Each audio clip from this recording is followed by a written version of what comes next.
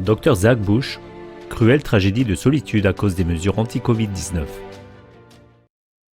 Le Dr Zach Bush est un spécialiste américain de médecine interne, spécialisé en endocrinologie, l'étude des fonctions glandulaires et hormonales. Il est de plus spécialiste du domaine des soins aux mourants. Dans un entretien avec le journaliste d'investigation Neil Bigtree, le Dr Bush explique de manière touchante les tragédies de solitude vraiment cruelles qu'ont subi beaucoup de personnes âgées et mourantes à cause de l'isolement imposé dans les mesures anti-Covid-19.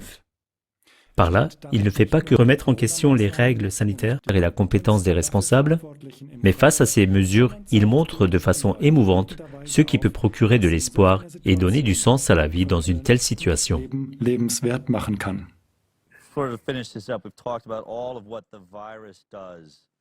Nous avons maintenant discuté des effets du virus.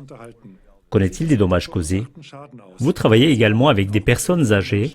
Nous enfermons ces personnes âgées, elles ne reçoivent plus de visites de leur famille. Des personnes meurent tellement seules dans les hôpitaux et leurs proches ne peuvent plus se rendre aux obsèques où on peut vivre l'expérience de faire ses adieux à la personne décédée. Nous sommes devenus carrément inhumains à l'égard de ces personnes âgées qui sont en fin de vie, que ce soit à cause de la Covid ou d'une crise cardiaque qui survient parce qu'elles ne sont pas accueillies à l'hôpital. Y a-t-il de l'espoir pour l'avenir? Y a-t-il un espoir quelconque dans tout cela? Qu'est-ce que nous en apprenons pour l'avenir? Car, d'une part, vous mentionnez que les mauvaises herbes sont importantes, tout comme les virus, mais que nos relations humaines sont tout aussi importantes.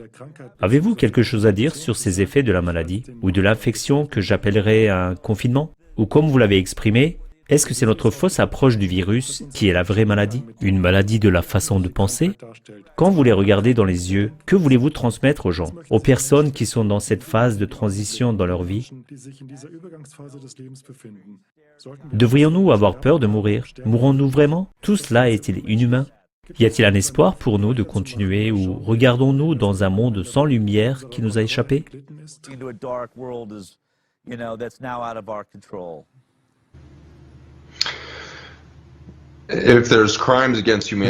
Si un crime contre l'humanité est exercé en ce moment, je ne crois pas que ce soit dans un laboratoire militaire, mais là où, comme je l'ai vu, on laisse des patients mourir seuls. À quel moment de l'histoire avons-nous décidé qu'il fallait laisser en grand nombre les gens mourir seuls? On apprend aux marines à ne jamais laisser un soldat mourir seul sur un champ de bataille. Ils vont plutôt ouvrir le feu des mitrailleuses ou lancer un missile pour récupérer leurs camarades blessés, afin qu'ils n'aient pas à mourir seuls entre les mains de l'ennemi. Jusqu'à quel point avons-nous mis l'humanité dans la peur pour laisser mourir seuls nos personnes âgées et les jeunes qui meurent de ces maladies? C'est pire que des tirs de missiles. Nous avons généré un tel niveau de peur autour du virus qu'il semble avoir un taux de mortalité plus élevé que celui d'une grippe. Que faisons-nous avec cette tyrannie de la peur?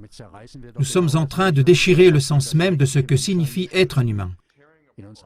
Il y a en nous un désir inné de rester reliés les uns aux autres, de rester en présence les uns avec les autres, d'être en communion les uns avec les autres. Il est écrit dans notre Constitution qu'on n'a pas le droit de bloquer les rassemblements publics, la possibilité de nous réunir afin de pratiquer notre foi spirituelle, de pratiquer notre expérience spirituelle. Et si quelque chose est un terrain sacré dans un environnement spirituel, c'est le moment de la naissance d'un enfant ou la naissance d'une personne âgée sur le point de passer de l'autre côté. Il y a deux naissances qui arrivent à un être humain. Et la première est bien sûr extraordinaire. Si on pouvait se souvenir, comme ça a dû être extraordinaire. Quand tu es dans l'utérus de ta mère, tu peux entendre des sons atténués. Tu peux entendre la voix des membres de ta famille et l'aboiement d'un chien. Tu entends la fermeture d'une porte, atténuée certes, mais tu peux l'entendre. Tu peux voir la lumière du matin filtrer à travers la peau du ventre de ta mère et à travers la paroi de l'utérus. Tu peux voir ces transitions d'ombre qui passent. Tu peux voir ce monde magnifique qui est coloré, rouge et orange, tout comme un coucher de soleil intérieur qui se produit autour de toi. Et il y a une obscurité paisible dans la nuit. Et ce silence. Tu sens le battement du cœur de ta mère juste à côté de toi. Tu possèdes ce sanctuaire spécial, cet espace protégé où tu te trouves. Puis, à la fin du 9e mois de ton existence humaine, qui ne connaissait jusqu'alors que ce premier habitat, tu vis soudain cet événement catastrophique, dans lequel une pression énorme s'exerce sur toi, et au moment de sortir, tu es recouvert de microbes. Ton système immunitaire n'a jamais connu cela auparavant. Ta conscience n'a jamais perçu le corps de vie comme un tout qui t'entoure comme une enveloppe. Et maintenant, tu te retrouves dans ce sombre tunnel de compression. Ton rythme cardiaque passe à 180 battements par minute et parfois même à 250 parce que tu es exposé à cette situation de pression physiologique intense. Tu penses que tu es en train de mourir parce que les capacités des couches cellulaires sont maintenant complètement dépassées. L'idée de mourir surgit parce que la lumière a disparu et que tu ne ressens que cette pression intense. Et puis soudain, tu es à la lumière. Toute la pression est passée et tu peux à peine croire la beauté que tu aperçois autour de toi. Le visage de ta mère est stupéfiant. Rien que l'iris de ses yeux qui brille de 1000 couleurs lorsqu'elle te regarde et que tu la regardes pendant une seconde. Puis apparaît cette couronne de lumière et de couleurs, semblable à un halo, constituée d'une explosion de structures fibreuses qui vient de la tête de ta mère et que nous appelons des cheveux. Cela ressemble à un arc-en-ciel coloré. Tu es seulement capable de regarder les cheveux de ta mère pendant un moment. Et puis soudain, un paysage incroyable de ton vert et bleu se déploie devant toi, ton premier coucher de soleil. Tu peux à peine croire en la beauté de cette terre. Nous oublions alors cette magie, le fait que nous sommes actuellement vivants. Nous oublions que chaque jour, nous nous mouvons dans un miracle de beauté extraordinaire. D'une certaine manière, nous sommes réduits à l'existence d'un kit de construction à sec, sans aucune diversité microbienne. Par exemple, dans une voiture en plastique qui émet du cyanure et des microtoxines dans l'environnement.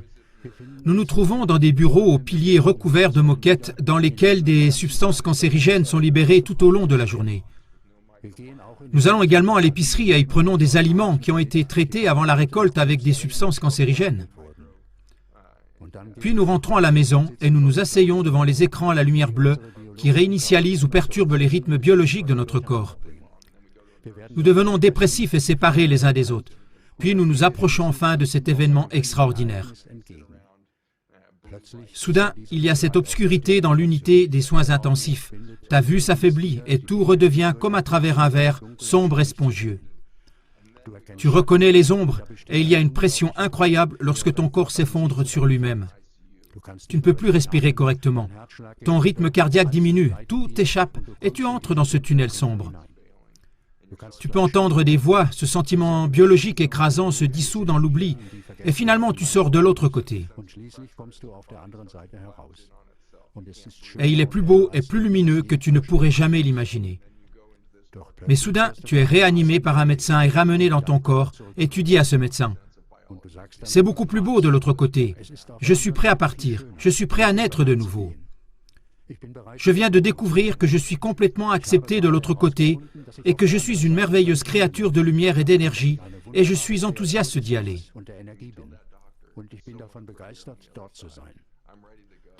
Le danger auquel nous sommes confrontés actuellement n'est pas un virus. Le vrai danger auquel nous sommes confrontés maintenant est que nous nous sommes en quelque sorte stérilisés en termes de mort. Nous avons créé une sorte de stérilité autour du moment de la mort, alors que c'est une des raisons finales pour laquelle nous sommes ici. Nous sommes ici pour vivre une expérience transformatrice, pour découvrir que nous ne sommes pas seulement des êtres biologiques, mais aussi spirituels. Nous sommes des êtres de lumière. Nous sommes des êtres spirituels qui sont piégés un instant dans une coquille biologique. Et nous avons malheureusement appris à craindre toutes ces choses surnaturelles. C'est pourquoi nous passons souvent à côté de la beauté de la vie. Nous passons à côté de la beauté des visages d'êtres chers, par exemple de nos enfants. Nous manquons de reconnaître notre beauté mutuelle et nous nous laissons mourir isolés par peur d'un certain matériel génétique qui est censé flotter dans l'air et qui existe pourtant depuis le début des temps. Les choses ne se passent pas de la bonne façon. Ce n'est pas une théorie de conspiration, pas même le laboratoire d'un gouvernement. C'est le sentiment humain de la peur. Et nous avons peur de notre propre mort, qui est en fait notre renaissance. Nous devons donc nous réorienter vers la vie. Nous devons non seulement remettre notre système médical en harmonie avec la vie, mais aussi notre industrie de production et de biens de consommation, ainsi que notre industrie de l'énergie et des transports. Nous devons tout remettre en harmonie avec la biologie. La biologie nous a montré comment produire de l'énergie propre, comment produire de l'énergie dans la quantité souhaitée. Donc nous sommes capables de mettre cela en pratique. Nous pourrions tout concilier. Avant tout, nous devrions célébrer la vie et cesser de craindre la mort. Nous aurions alors des rapports très différents les uns avec les autres. Nous n'avons pas besoin d'une révolution, nous avons besoin d'une évolution. Nous devons évoluer vers l'intrépidité et trouver le véritable amour. Et l'amour n'est pas quelque chose que l'on peut saisir.